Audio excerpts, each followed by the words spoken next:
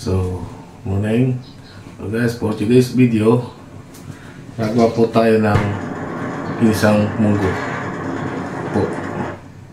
So, start na po tayo. So, una po natin gagawin is magigisa po tayo ng gigisa po natin yung munggo sa kawali.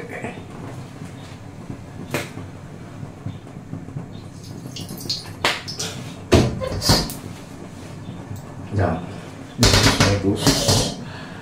Lagay po natin ng bawang, kamatis,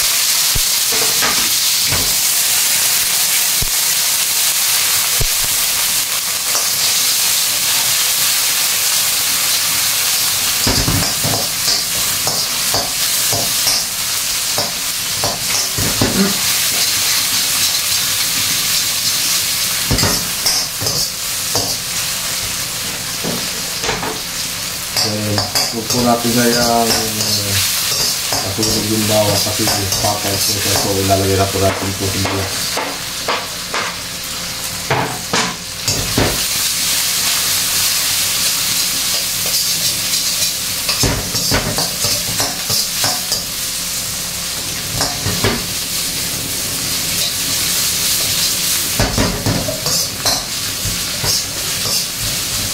Mabilis lang po itong gawin. Basic na basic po itong mga ito na ito.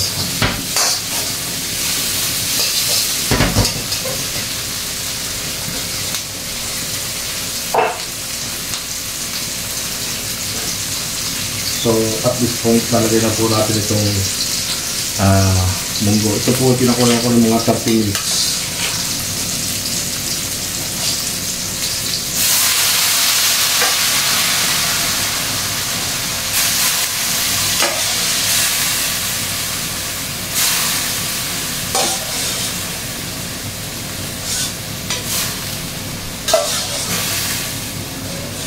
Kung mapapansin po nyo, iniwalay ko po siya sa sabaw kasi ang technique po dito is kailangan po durugin natin itong munggo para po lumabas yung flavor niya. Yun po yung technique niya.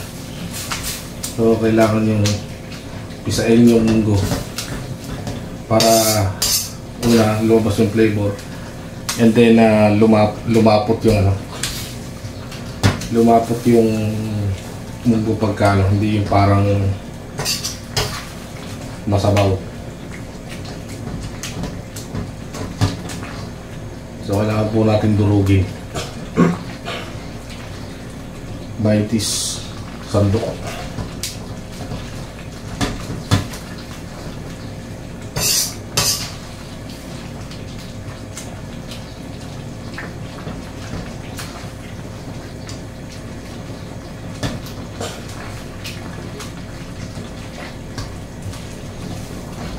Yan po.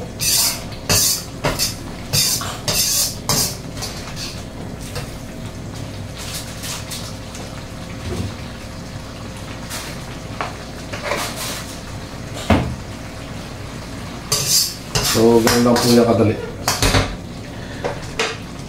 Then, by this point, ibabalik po natin siya ulit sa kaldero. So, tapos na po yung pag-igisa natin, ilalagay po ulit natin. Ilalagay na po natin sa kaldero.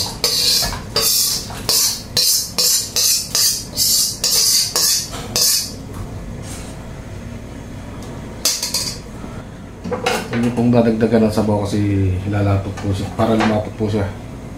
So, takipan na po natin.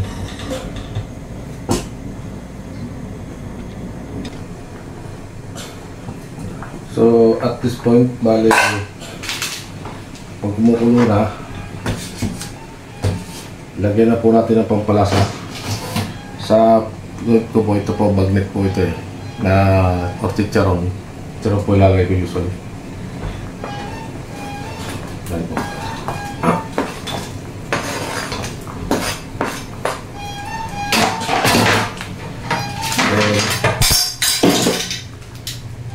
Lagyan nyo lang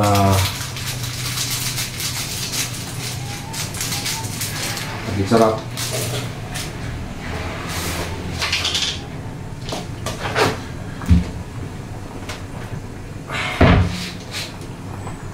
And last is patis.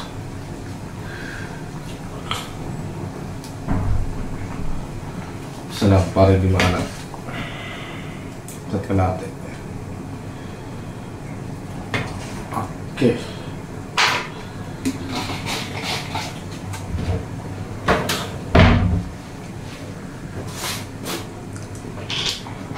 So, try nyo lang pong lasahan pag okay na.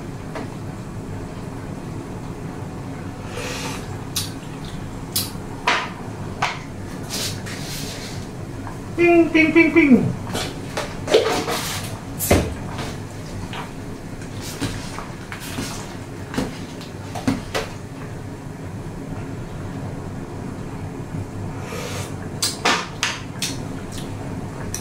So pag okay na, lagay nyo na lang itong gulay nyo. Ito, lagay ko malunggay. Yan lang po kasimple.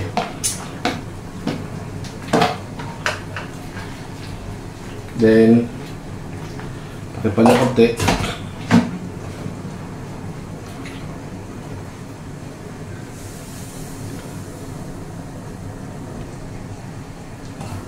So yan, pag kumulo,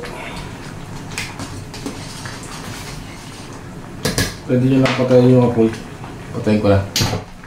Takipan nyo lang ng kalahati para hindi madurog yung malunggay. So, yun lang po ang pagluluto ng ginisang munggo. And sana marami po kayo may natutunan po kayo. Salamat po.